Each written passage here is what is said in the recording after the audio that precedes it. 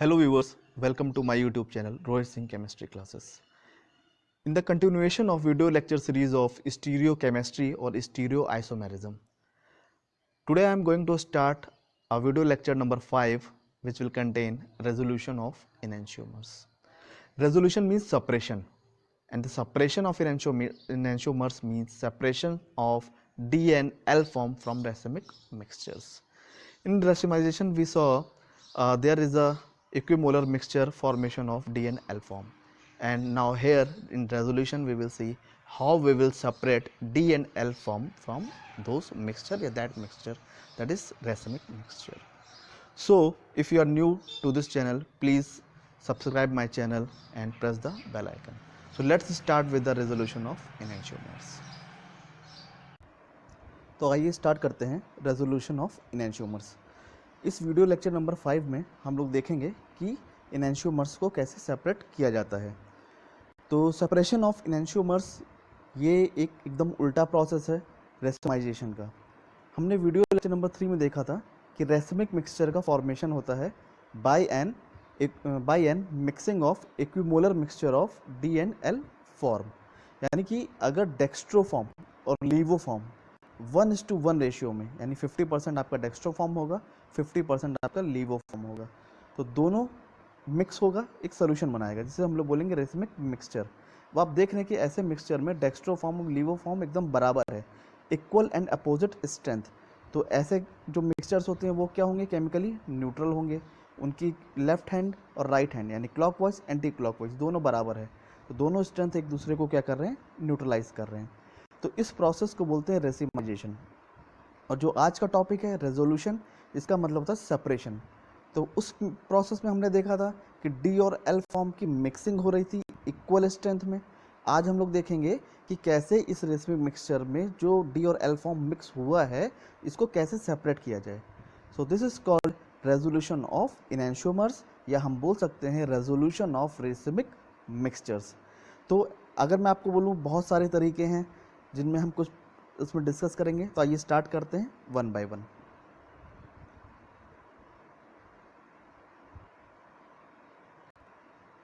So this one is resolution of enantiomers, यानी कि separation of enantiomers या separation of mixture into D and L form.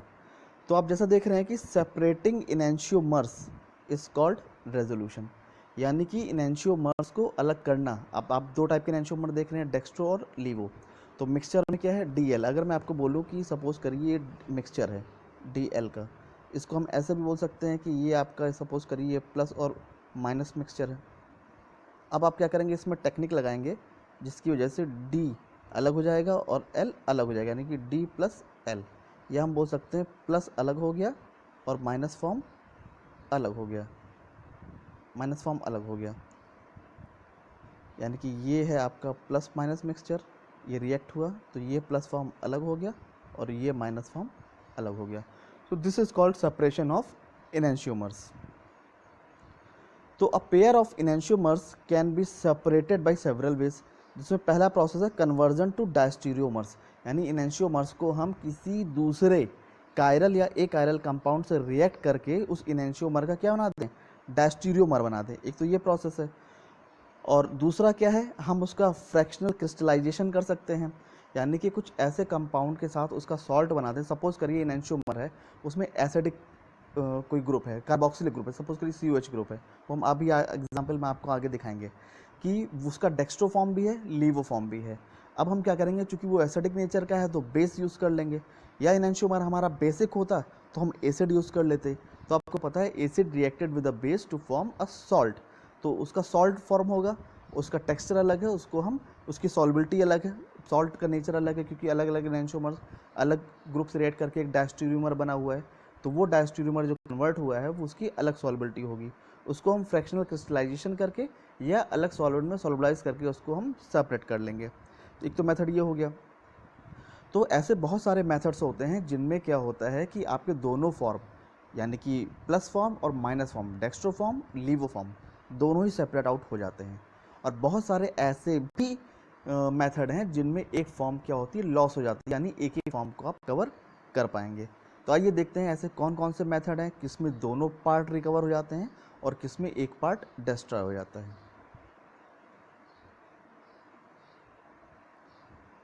तो पहला part है आपका कन्वर्जन टू डायस्टीरियोमर्स, यानी कि आपको इनैंशियोमर को डायस्टीरियोमर में कन्वर्ट कर देना है। ये बहुत ही इंपॉर्टेंट मेथड है जो कि बहुत ही फ्रिक्वेंटली यूटिलाइज होता है।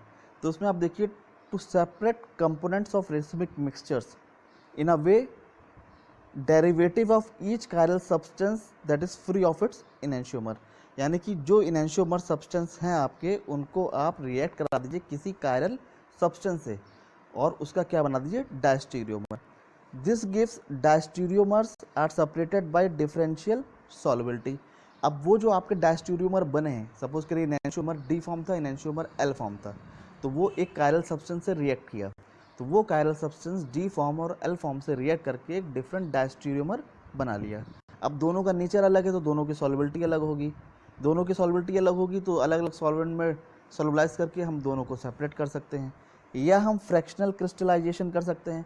फ्रैक्शनल क्रिस्टलाइजेशन मतलब कि जब अलग अलग सॉल्वेंट में सॉल्युबिलिटी अलग अलग है तो उसी सॉल्वेंट वो क्रिस्टलाइज होगा, वो उसमें क्रिस्टलाइज होगा तो उसके जो क्रिस्टल नेचर हैं दोनों फॉर्म के, एंशियो फॉर्म के, डी फॉर्म, एल फॉर्म के, उसके अलग टाइप के क्रिस्टल्स बनेंगे जिनको हम सेपरेट आउट कर लेंगे।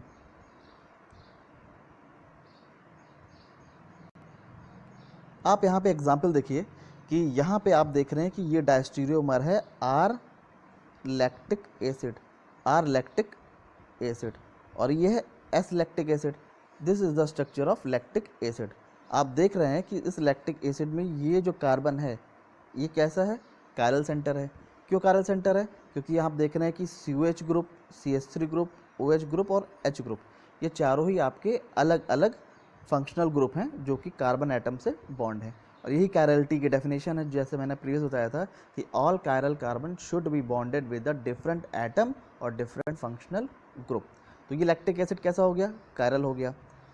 और यहाँ पे आप क्या देख रहे हैं कि ये आपका एसिडिक ग्रुप है, ये कैसा ग्रुप है, एसिडिक, एसिडिक ग्रुप है। और रिएक्ट किससे हो रहा है, बेस, ये किससे रिएक्ट हो रहा है, बेस से। तो आप देख रहे हैं कि ये मिथाइलअमीन, मिथाइलअमीन ये कायरल नहीं है क्योंकि इसको आप जब इसका फॉर्मूला लिखेंगे तो ये हो जाएगा NH2, इधर हो गया H, इधर हो गया H और इधर भी हो गया H। तो ये H H H ये तीनों क्या सेम है, तो ये कंपाउंड कायरल नहीं है, ये कैसा है, ये है ए कायरल, यह है ए कायरल। ए कायरल इसीलिए लिखा गया कि ए कायरल बेस यूज़ किया गया, यहाँ क्या यूज़ किया गया, ए कायरल बेस। किससे रिएक्ट कराया गया, कायरल कंपाउंड लैक्टिक एसिड से। तो आप देख रहे हैं कि ये एसिड यानी कि ए, ये बेस यानी कि बी, ये रिएक्ट करके आपस में क्या बना लेगा, salt. This will form a salt. और कैसा सॉल्ट है, this is ammonium salt formation हो गया। तो आप देख रहे हैं कि ये जो आपका है ये salt of lactic acid, ammonium salt of lactic acid R lactic acid है, क्योंकि ये कैसा ग्रुप था, आर ग्रुप था, रेक्टस फॉर्म। और आप यहाँ पे देखिए ये कैसा ग्रुप है, ये एस फॉर्म ऑफ ये इनैंशियोमर है, तो ये भी इसी से रिएक्ट करेगा और सेम बनाएगा, बिकॉज आपको पता है कि enantiomers having a same molecular formula and same structural formula. तो ये भी मिथाइलअमीन से रिएक्ट करा के इसने एस सॉल्ट ऑफ आपका क्या बना लिया, लैक्टिक एसिड। तो ये भी आप, ये आपका R form of lactic acid था, ये आपका S form of lactic acid salt form हो गया। तो अब क्या है कि सॉल्ट फॉर्मेशन हो गया है, अब इस सॉल्ट फॉर्मेशन को आप डिफरेंट सॉल्वेंट में सॉल्वलाइज करके इनैंशियोमर को सेपरेट कर सकते हैं by using A chiral compound. तो यहाँ पे आपने ए कायरल बेस यूज़ करके आपने इनैंशियोमर ऑफ लैक्टिक एसिड को सेपरेट कर लिया बाय फॉर्मिंग डिफरेंट सॉल्ट। अब आगे बढ़िए, आप यहाँ पे देखिए कि जैसे अभी आपने मिथाइल अमीन यूज़ किया था वैसे यहाँ पे आप फिनाइल इथाइलअमीन यूज़ कर रहे हैं। तो वो आपका एक आयरल कंपाउंड था, लेकिन जैसे यहाँ पे आपका देखिए ये जो हेडिंग है यहाँ पे using of chiral amine changes the relationship of the product, now we can separate the diastereomer salt.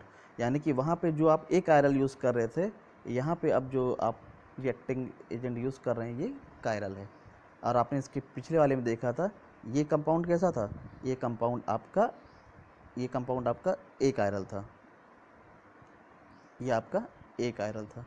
और यही अब आपका यहाँ पे ये कैसा हो गया, अब ये कायरल हो गया, ठीक है। So this is the phenyl ethylamine is a chiral centre. तो ये आपका फिनाइल ग्रुप हो गया, फिनाइल ग्रुप, ये आपका इथाइल ग्रुप हो गया ई, और ये आपका अमीन है, दिस वन इज ए अमीन। तो ये सेंटर, ये कार्बन आपका कैसा है, कायरल कार्बन है, क्योंकि एक तरफ फिनाइल है, एक तरफ अमीन है, एक तरफ मिथाइल है और एक तरफ हाइड्रोजन है। तो इसके चारों ग्रुप कैसे हैं, डिफरेंट हैं। अब ये सिमिलरली इसी तरह से रिएक्ट करेगा आपका, ये R form of lactic acid हो गया और ये हो गया आपका S form of lactic acid. तो वहाँ अमोनियम सॉल्ट बन रहा था, यहाँ पे फिनाइल इथाइलामीन यूज़ हो रहा है, तो यहाँ भी अमोनियम सॉल्ट बनेगा, लेकिन यहाँ पे जो ग्रुप है ये कैसा है, कायरल है। तो जैसे आपने देखा कि वहाँ पे एक ही कंपाउंड कायरल था, आर और एस, ये ग्रुप कैसा था, ए कायरल था। अब यहाँ पे ये सेंटर भी कैसा हो गया, ये जो रिएक्टिंग एजेंट है ये भी कायरल हो गया है। तो ये कायरल है, ये कायरल है, और ये भी अब रिएक्टिंग एजेंट भी क्या है, कायरल है। तो यहाँ आप देख रहे हैं जो सॉल्ट बन रहा है ये आर आर सॉल्ट बन रहा है। क्यों? क्योंकि ये जो रिएक्टिंग एजेंट था ये आर फिनाइल इथाइल अमीन था। तो आर ग्रुप आर ग्रुप से रिएक्ट हो रहा है, तो सॉल्ट कैसा बनेगा, आर आर सॉल्ट। यहाँ पे देखिए अब ये आर ग्रुप एस ग्रुप से रिएक्ट हो रहा है, तो सॉल्ट कैसा बन रहा है, एस आर ग्रुप। यानी कि ये एक अलग डायस्टीरियोमर हो गया, ये एक अलग डायस्टीरियोमर हो गया, और दोनों की जो सॉल्युबिलिटी है वो भी क्या होगी, डिफरेंट होगी। तो इसको हम अलग अलग सॉल्वेंट में सॉल्युलाइज करके इसको सेपरेट कर लेंगे, जैसे हमने प्रीवियस फॉर्म में देखा था। अब आगे बढ़ते हैं। ये आपका एक चार्ट है, समरी चार्ट है, जिसमें आप देख पा रहे हैं कि कैसे कैसे कायरल या ए कायरल को यूज़ करके हम सेपरेट कर पाते हैं इनैंशियोमर्स को। तो आप यहाँ देखिए ये इनैंशियोमर फॉर्म है, एक आपका आर फॉर्म है, एक आपका ये एस फॉर्म है, और कंपाउंड कैसा है, ये एक्स फॉर्म, एक्स का ये आर फॉर्म है, एक्स का ये एस फॉर्म है। तो अब ये किससे रिएक्ट कर रहा है, कंपाउंड वाई के आर फॉर्म से, यानी कि ये कंपाउंड एक्स हो गया, ये कंपाउंड एक्स हो गया, और ये कंपाउंड वाई हो गया। कंपाउंड एक्स और कंपाउंड वाई आपस में रिएक्ट कर रहे हैं। तो यहाँ पे आप देखिए, चूँकि अब कंपाउंड वाई भी आर फॉर्म में है, और ये कंपाउंड एक्स आर फॉर्म और एस फॉर्म दोनों से रिएक्ट कर रहा है, तो दो डायस्टीरियोमर बनेंगे, आर आर, यानी R compound of X react form with the diastereomer of R compound of Y. ऐसे आप नीचे देखिए, S compound of X diastereomer बना रहा है आर कंपाउंड वाई से, क्योंकि आर कंपाउंड वाई क्या है, कॉमन है, तो ये टर्म कॉमन हो गया। यहाँ आर कंपाउंड एक्स हो गया, यहाँ एस कंपाउंड एक्स हो गया। अब क्या करेंगे, ये डायस्टीरियोमर D1 हो गया, ये डायस्टीरियोमर D2 फॉर्म हो गया। तो अब क्या करेंगे, इसको सेपरेट करेंगे। सेपरेशन का भी मैंने आपको बताया कि अलग अलग आपके टेक्निक्स होते हैं। आप क्रोमेटोग्राफी कॉलम लगा के सेपरेट कर सकते हैं, या आप different crystallization, different solvent use करके कर सकते हैं, या डिस्टिलेशन करके भी इसको सेपरेट कर सकते हैं। तो आपने इसको सेपरेट कर लिया, तो एस कंपाउंड एक्स और आर कंपाउंड वाई अलग हो गया, आर कंपाउंड एक्स और आर कंपाउंड वाई अलग हो गया। अब हमको किसी तरीके से क्या करना है, जो हमने ऐड किया था compound Y, R compound Y, इसको हमें सेपरेट कर लेना है, जो हमने यहाँ पे यूज़ किया था। इसको हम सेपरेट कर लेंगे, तो आप देख रहे हैं कि बचा क्या, एस कंपाउंड एक्स और आर कंपाउंड एक्स, यानी अब दोनों एनैंशियोमर क्या हो गए, सेपरेट हो गए। तो जो हमने यहाँ पे आर कंपाउंड वाई यूटिलाइज़ किया था, हमने इसको बाद में रिकवर कर लिया, और दोनों ग्रुप को हमने क्या कर दिया, सेपरेट कर दिया। तो ये एक तरह का रेजोल्यूशन था by using conversion to diastereomers, यानी इनैंशियोमर को डायस्टीरियोमर्स में कन्वर्ट किया, फिर डायस्टीरियोमर से अपने रिएक्टिंग कंपाउंड को सेपरेट कर लिया, और दोनों इनैंशियोमर्स क्या हो गए, सेपरेट हो गए।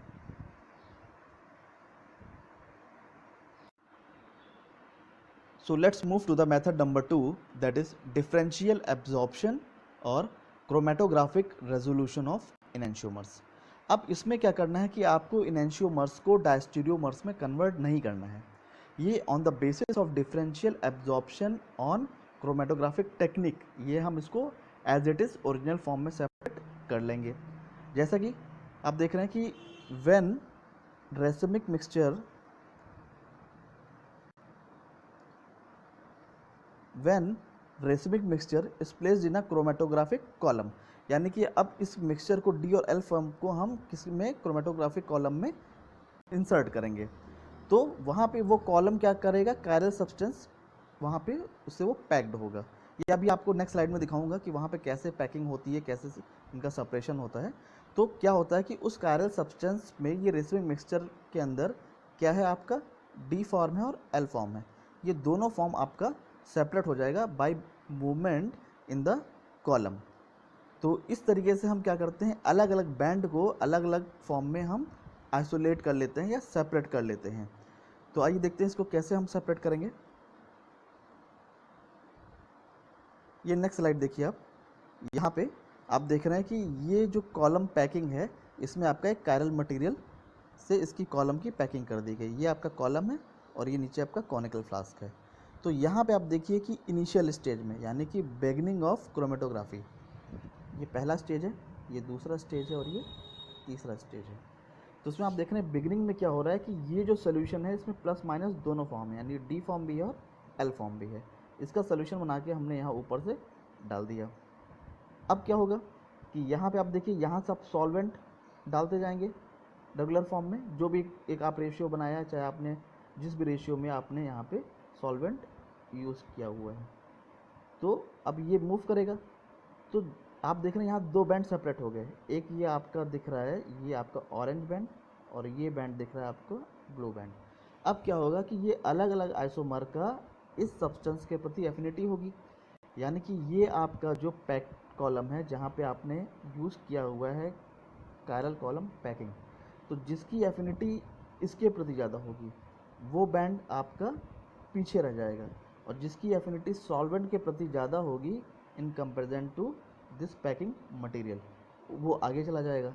अब आप देख रहे हैं कि कंटिन्यूसली ये जो फॉर्म है ब्लू वाला ये आगे की तरफ चल रहा है और ये ऑरेंज फॉर्म पीछे की तरफ है। तो जैसे जैसे आपका सॉल्वेंट पड़ता जाएगा ये बैंड आगे की तरफ मूव करता जाएगा।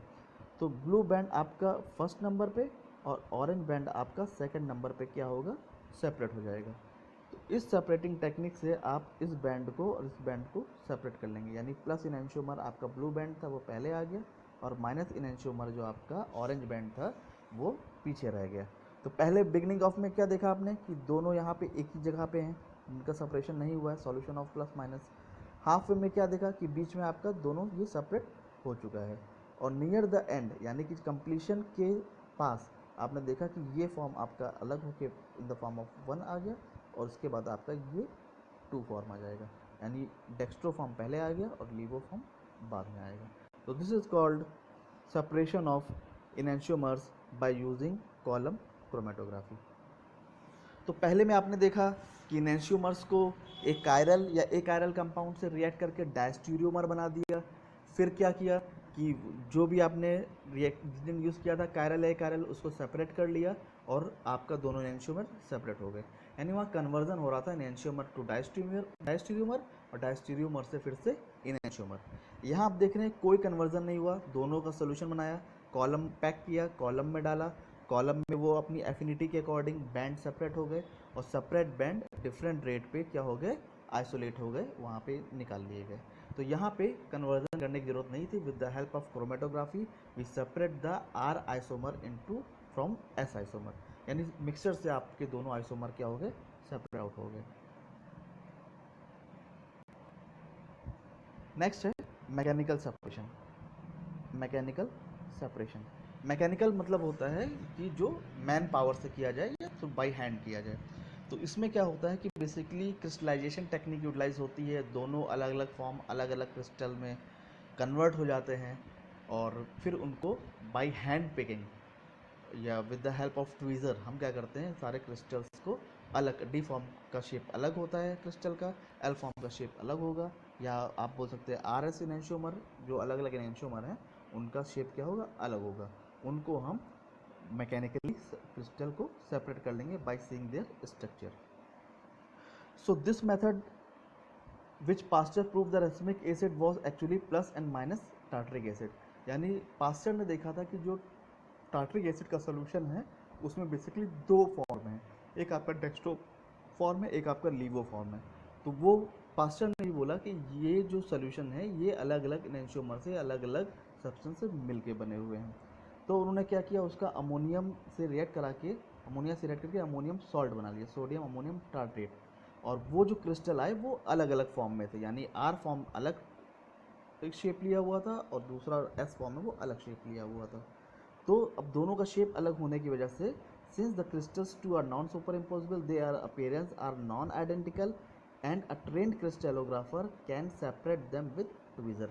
यानी कि जब दोनों का शेप अलग है, शेप साइज दोनों अलग था, तो मैकेनिकली क्या किया, डी फॉर्म को अलग कर लिया या आर फॉर्म को अलग कर लिया, एस फॉर्म को अलग कर लिया। तो वहाँ से हमने by by seeing with the help of crystallography, by varying structure of their isomer, that is enantiomer, we separate the D and L from the racemic mixture. So this is called mechanical separation. Next one is biochemical process.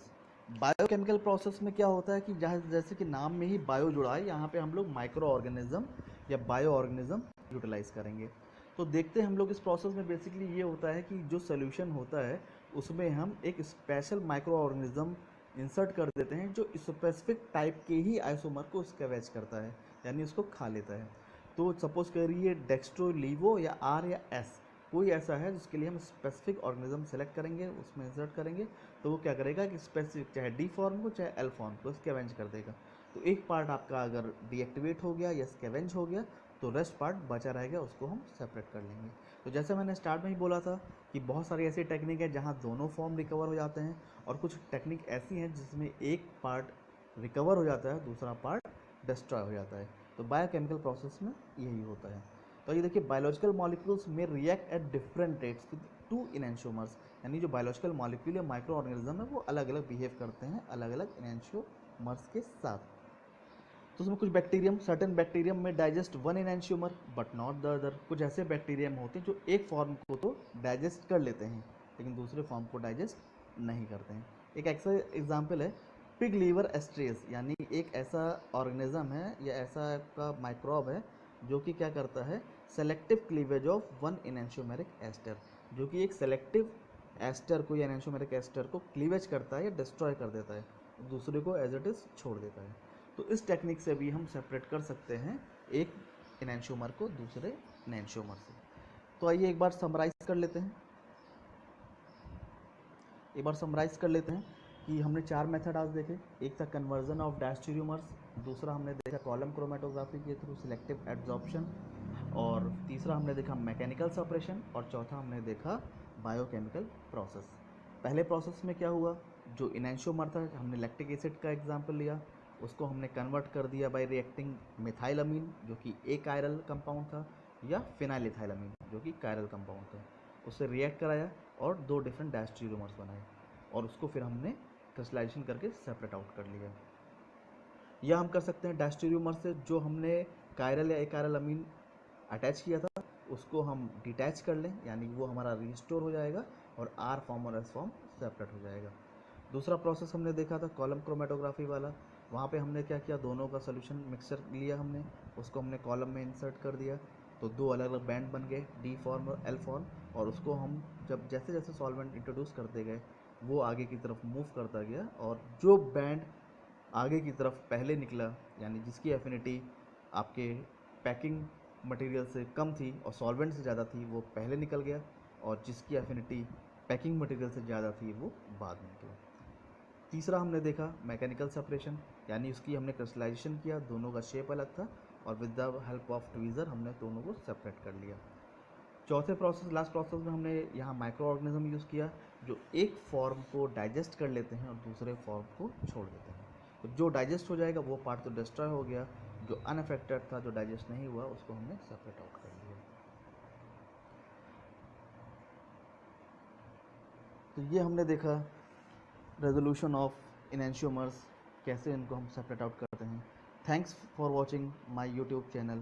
Please subscribe my channel and press the bell icon for further notification. Thanks a lot.